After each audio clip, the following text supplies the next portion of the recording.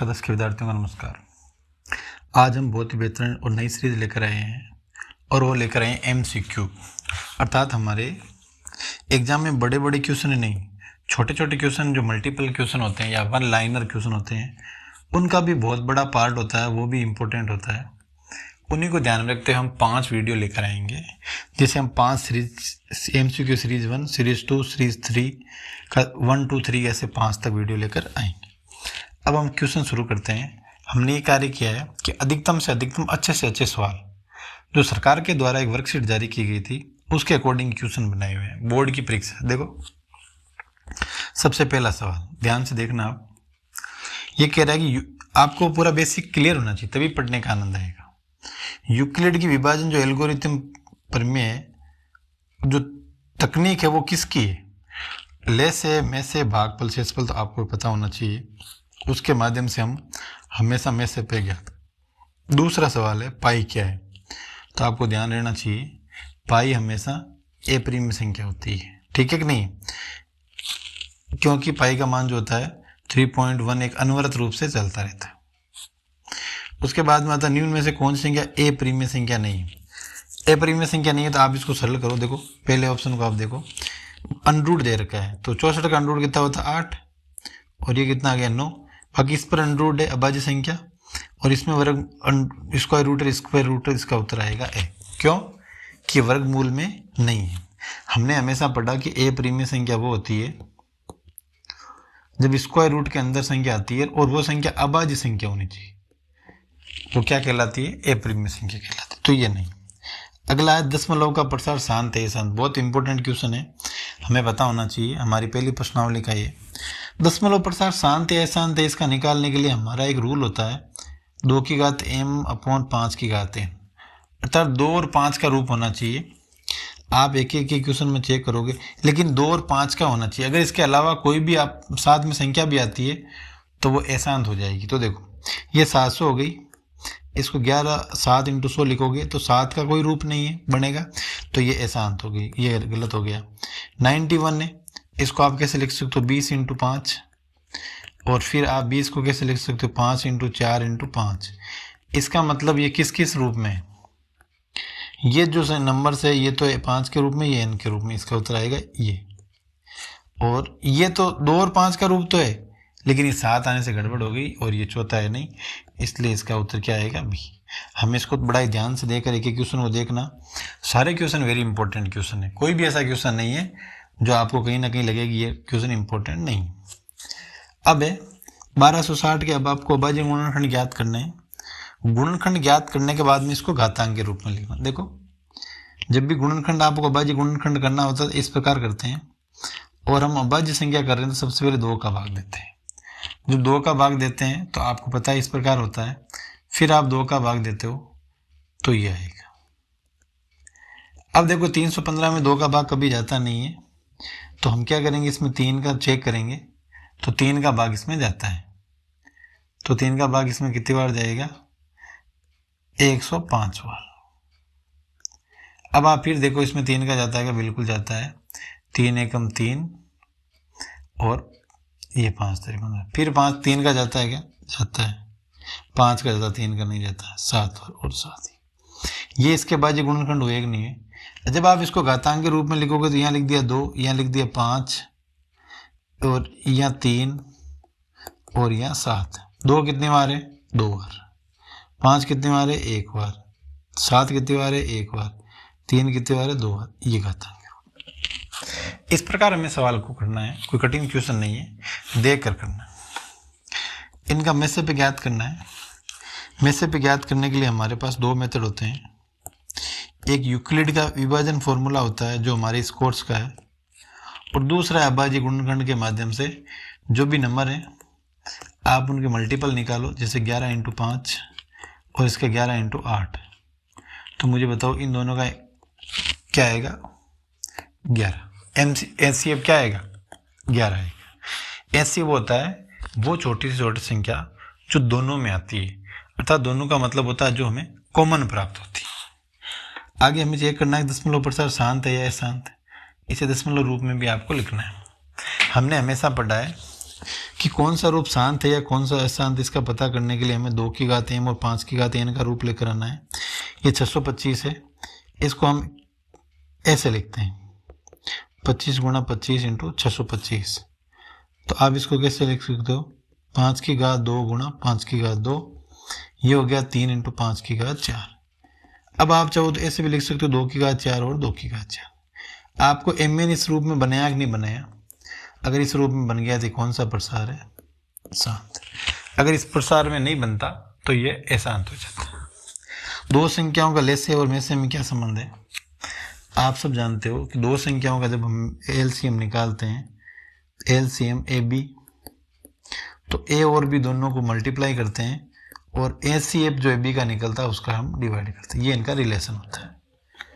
278 को किस प्रकार विभाजित करें, भागफल 12 और शेषफल 2। ये भागफल विधि के माध्यम से सवाल करना, ऐसे सवाल हमारे सामने आते नहीं है, लेकिन फिर भी आप छोटा सा ट्राई करके देख लेना। बाकी ये जो चारों सवाल है बहुत अच्छे सवाल है, आप देखना और प्रयास करने का प्रैक्टिस करना। अगले फिर नया चैप्टर स्टार्ट हो गया है। ये आपको मैंने पहले भी बताया था, ये हमेशा आपको याद होना चाहिए। ये भाग देने का यूक्लिड विभाजन का एक फॉर्मूला है और इसका ये होता है। आपको ध्यान रखना, कई बार हम भूल जाते हैं इस 0 इज लेस देन इक्वल को, इसलिए इसको याद करने के लिए सवाल हमने दिया है। निम्न में से कौन सी संख्या अलग है, अलग का मतलब होता है जैसे इसको आप देखोगे तो ये 4/2 मतलब 2 एक साधारण संख्या आ गई। इसको आप देखो तो अंडर रूट में रहेगी, ये अंडर रूट में रहेगी, ये भी रहेगी। कुल मिलाकर ये जो 3 संख्या है, ये तीनों अपरिमेय संख्या, ये एक परिमेय संख्या है। तीनों में से अलग हुई कि नहीं हुई, इसलिए अलग होती है। अब ये आपको एलसीएम दे रहा है, ये कह रहा है कि दो संख्या, एक तो ए और 18 है, एलसीएम 36 है, एसीएफ 2 है, तो एक का मान ज्ञात कर। मैंने अभी कुछ समय पहले आपको सूत्र लगाया कि आपको उन्हीं किसी नंबर का एलसीएम, दोनों नंबर को मल्टीप्लाई और ये एसीएफ। एलसीएम कितना दे रहा है 36,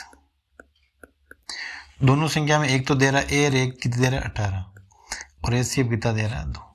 तो आपको 36 को 2 से मल्टीप्लाई करना है, ये क्रॉस मल्टीप्लाई हो जाएगा, नीचे 18 आ जाएगा, बराबर ए आ जाएगा। 18 की टेबल आती है आपको 2 बार, 2 को 2 से गुणा करो कितना आएगा 4।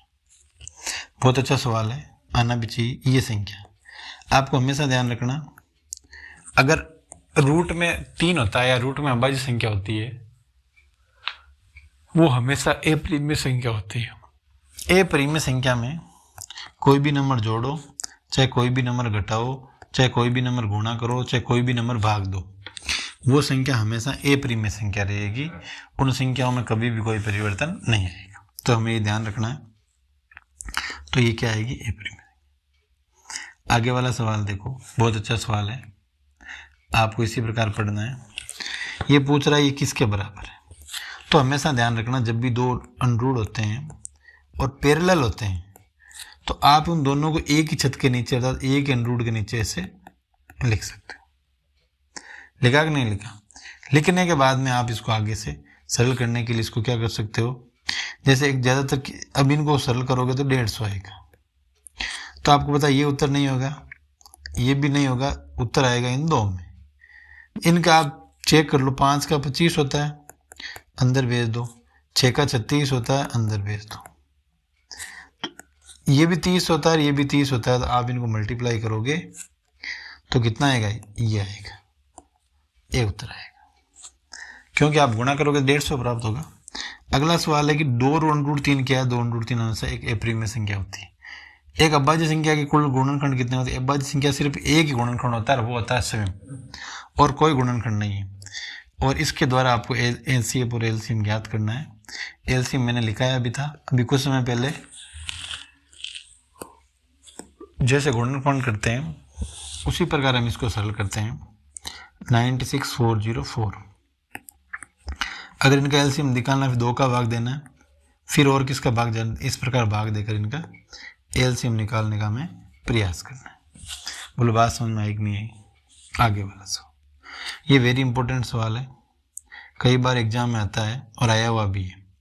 ये दोनों सवाल इंपॉर्टेंट है, चलो इसको तो अपन अलग मान लेते हैं।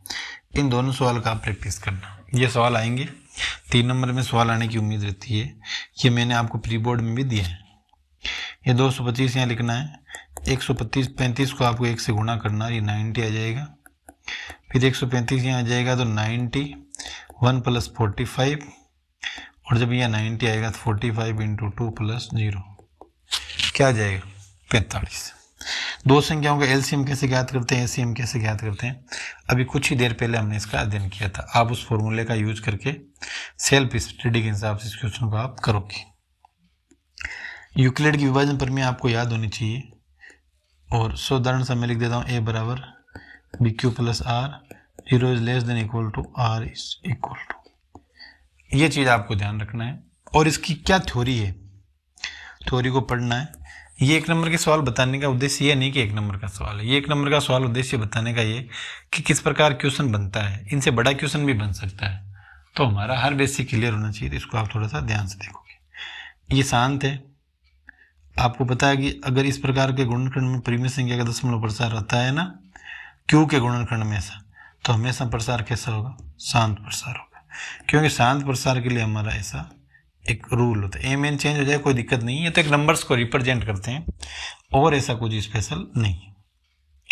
अगला सवाल, नई यूनिट आया, बहुत अच्छा सवाल है। ये कह रहा है कि इसका गुणनखंड क्या है।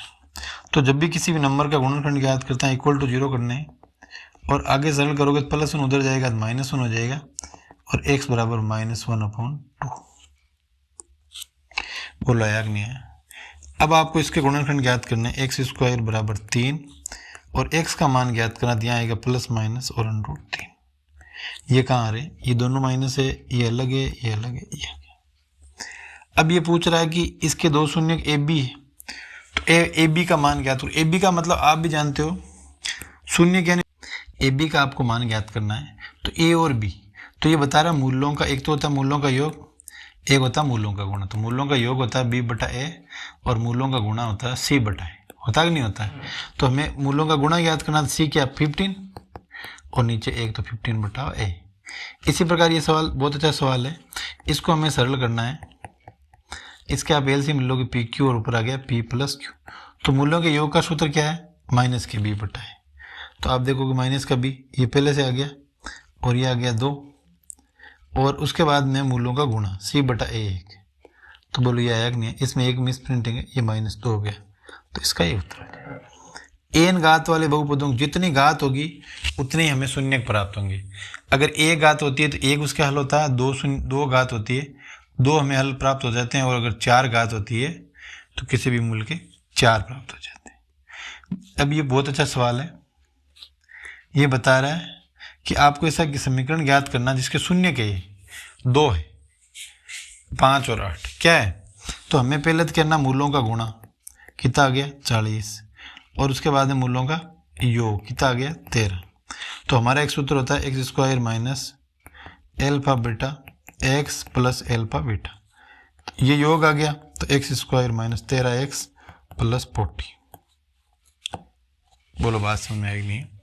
तो मैं आपको जो छोटी छोटी चीज़ें बता रहा हूँ, आपको बड़े गहराई से ध्यान देना है, और उन सवाल को समझने का प्रयास करना है। बिना समझे हम कभी भी कोई सवाल ढंग से कर नहीं पाएंगे। आगे देखिए, आगे वाला सवाल हमारा क्या। अब एक द्विघात बहुपद का उदाहरण देना है, कोई दे दो। तो x² + 4x + 6, ये द्विघात हुआ कि नहीं हुआ, जिसके शून्यकों का योग और गुणनफल ये है। तो हमने अभी कुछ समय पहले पढ़ा, अगर शून्यकों का योग और गुणनफल ये आता है तो इनका सूत्र होता है ये। तो योग कितना है 7, गुणनफल कितना है 5। तो x² - 7x + 5 = 0। इसका उत्तर है कि नहीं है। ये शून्य 2 बता रहा है। अब इनका एक तो आप योग कर लो, एक आप गुणा कर दो। योग करोगे तो 0 आएगा, और गुणा करोगे तो क्या आएगा 1/16 माइनस के। तो जो भी जिस प्रकार मान आता है x² माइनस मूल्यों का योग, ठीक है, और प्लस आ गया मूल्यों का गुणा, तो ये आ जाएगा x² - 1/16। आगे सरल हो जाएगा। अब ये पूछ रहा है ये जो शांत है या अशांत है। हमने हमेशा बात की कि जब 2 की घात m और 5 की घात n आता है तभी शांत आएगा, अन्यथा अशांत आएगा। ये आप खुद चेक करो, ये हमने पहले किया हुआ सवाल है। आगे वाला सवाल ये पूछ रहा है इस बहुपद का शून्य ज्ञात करो। 3 है, तो k का मान क्या, जब शून्य 3 दे रहा है आपको कुछ नहीं करना, जो हमें समीकरण दिया उसमें 3 रखना है। जैसे दे दिया 2x² plus x plus k, तो जहाँ 1 से वहाँ कितना रखना है 3 प्लस k, तो ये हो गया 2 गुणा 9 प्लस 3 प्लस k, तो ये हो जाएगा 18 और 3 बराबर माइनस k हो जाएगा, ये हो जाएगा 21। k का मान कितना है 21। इसी प्रकार ये शून्य पूछ रहा है कि किस प्रकार शून्य प्राप्त होंगे, तो आप 3 बार निकाल देना और उसके बाद में इसको सरल करने का प्रयास करना, आपको आसानी से समझ में आ जाएगा। अगर किसी समीकरण में 2 घात है, शून्य कितने प्राप्त होंगे 2। अगर किसी समीकरण में 3 घात होगी तो शून्य कितने प्राप्त होंगे 3। और अगर किसी समीकरण में इसी प्रकार 4 घात होती है, शून्य भी कितने होते हैं 4। ये पूछ रहा है इसके गुणनखंड होगा, इसका गुणनखंड कब 0 आएगा, तो आप इसमें मान रख दो। ये x बराबर 3 आ गया, तो आप यहाँ P3 रख के देखो, 27 प्लस 9 माइनस 70 से 51 प्लस 5 है कि नहीं। हाँ, तो इनमें आप जोड़ो, ये हो गया 13, 27 और 13 कितने होते हैं 30, 40। इसे 0 होता नहीं, इसे 3 का मान रखने में, तो आप ये अलग अलग तीनों मान रखकर चेक कर लोगे कि इससे क्या उत्तर आए। 3 में तो आता नहीं, अब आप -3 रखोगे, जब -3 रखोगे तो यहाँ -27 आ जाएगा, बाकी यहाँ प्लस आ जाएगा। ठीक है, तो ये जुड़ जाएंगे और जोड़कर आप घटा लेना, जो आए उसके अकॉर्डिंग ये उत्तर हो जाएगा। सरलीकरण कुछ आपको भी आना चाहिए, बिना किसी सरलीकरण के कोई सवाल सरल नहीं होता, हमें ध्यान भी देना है। इसके शून्य ज्ञात करने, तो शून्य ज्ञात करने के 2 टुकड़े होते हैं। पहले तो आप द्विराचार्य का फॉर्मूला लगा सकते हो, दूसरा अगर द्विराचार्य का फॉर्मूला नहीं आता, ऐसे टुकड़े करो इसके, जो गुणा करने पर तो क्या है 6, जोड़ने पर और गुणा करने पर प्लस के 5, एक नहीं है, x कॉमन ले लिया तो x -5 माइनस 1 कॉमन ले लिया तो x -5, तो इसके शून्य का आ गया x -1 और x -5, तो x बराबर 1 और 5। वो लायक नहीं है। इस प्रकार हमें इस सवाल को करना है। आगे सवाल ये है, शून्यकों का गुणनफल ये है। अब आपको आना चाहिए शून्यकों का गुणनफल का सूत्र क्या होता है, एल्फा बीटा बराबर c/a है कि नहीं है। तो c/a में उत्तर आ रहा -के 6/a और ये बता रहा है 6। हमें यहाँ प्लस का चाहिए या माइनस का, ये 1 के बराबर क्या आ जाएगा -1। ये सवाल है, थोड़ा सा समझने का प्रयास करना है कि शून्य का एल्फा बीटा इस प्रकार है कि एल्फा माइनस बीटा बराबर 1, तो k का मान ज्ञात करो।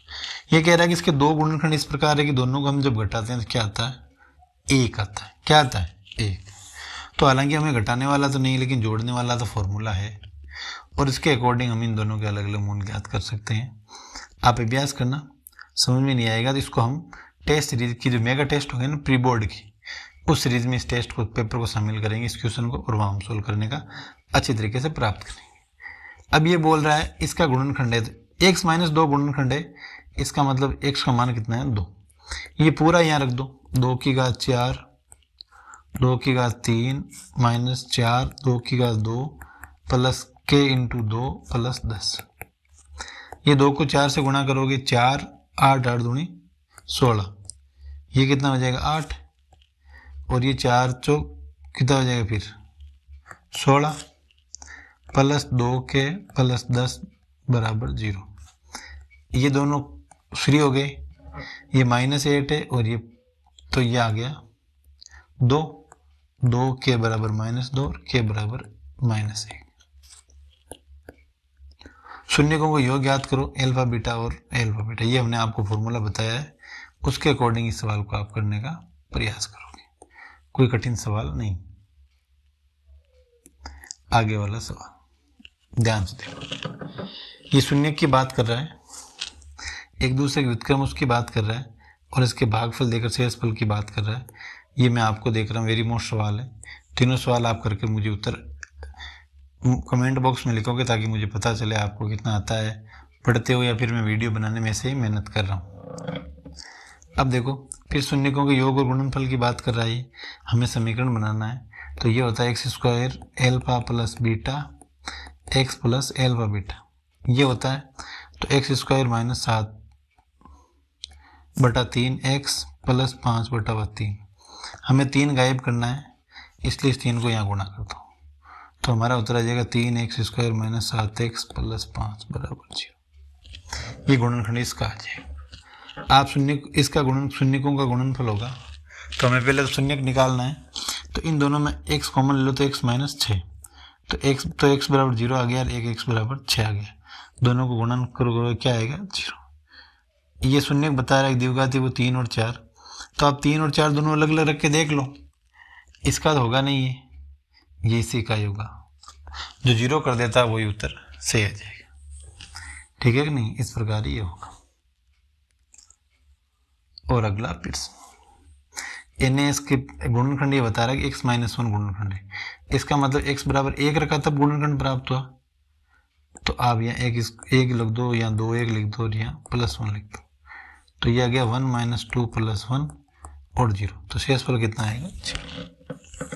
ये बोल रहा है कि शून्यकों के योग व उनके गुणनफल बराबर है। ये तो योग है, ये गुणनफल है। शून्यकों का योग क्या होता है, माइनस के b बटा है, और ये होता है c बटा है। b बटा है माइनस 2 बटा के, और c बटा ए होता है 3 बटा के। हाँ, तो अब हमें इस प्रकार सरल करके इस सवाल को करना कि कैसे हम कर सकते हैं। ठीक है कि नहीं, हालांकि कटते हैं लेकिन कट के नहीं, हमें स्क्वायर करके गुणा में व्यवस्थित करके इसको करना है। गुणांकों के संबंध बताना है। आगे ये बता रहा है योग गुणनफल, तो x² माइनस मूलों का योग x प्लस मूलों का गुणा। इससे हमें इस क्वेश्चन को सरल कर कर आगे बढ़ना है। लगातार हमें ध्यान देना कि हमारे सारे ऑब्जेक्टिव क्वेश्चन है, इस प्रकार हम लगातार आपको सीरीज देते रहेंगे। आप जुड़े, समय दिया, इसके लिए बहुत बहुत धन्यवाद। ऐसे वीडियो देखते रहिए, थोड़ा समय दीजिए आप, तभी पढ़ने का आनंद आएगा। भागा दौड़ी मत मचाइए, बड़ा ही नज़दीक आपके परीक्षा का समय आने वाला है। Thank you so much.